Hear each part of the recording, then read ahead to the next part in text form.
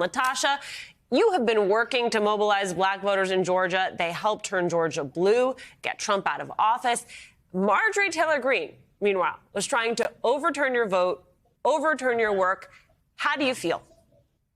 You know, I am so deeply, deeply disappointed in what is happening in this nation right now. And it's not just what she's done in terms of not representing black voters. She doesn't represent America. That ultimately what she did is she's also the person who said that the Democratic Party, she equated the Democratic Party to Nazis. She came back and talked about like how this was like the Holocaust that had happened.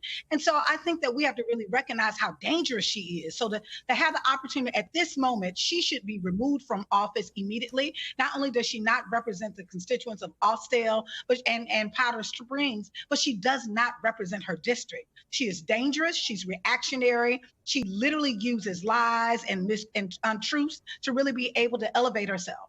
There's a lot that I want to come back to and unpack there. But before I do, Representative Wilkerson, I got to ask you, how do you feel about being a constituent of Marjorie Taylor Greene's? I think constituent's a strong word. The same way everybody in my district feels. They were shocked that the Republican Party decided to bring Marjorie Taylor Greene down into Cobb County by bypassing around Paulding County, coming into Cobb. So it was something that shocked us when it happened. And as LaTosha said, she doesn't represent her constituents now. She's more focused on going to rallies, not serving on committees in Congress. And so as an elected official, the biggest thing we can do is help our constituents.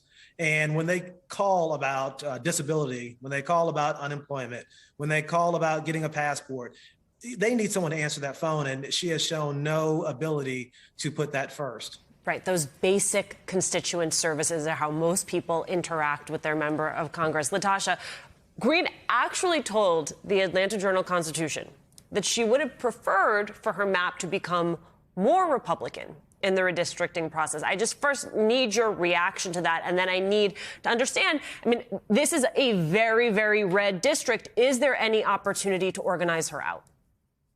You know, I think we're going to have to really be able to push, the fact that she does not represent democracy at all. The bottom line is the Republicans completely control the redistricting process in Georgia right now. And what we're seeing them use these tactics around gerrymandering, such as what they did with cracking, where they literally take a majority district in places like Powder Springs, which is a majority African-American city, and they literally crack the district so that they can dilute the political power so that the constituents of that district really will not have representation.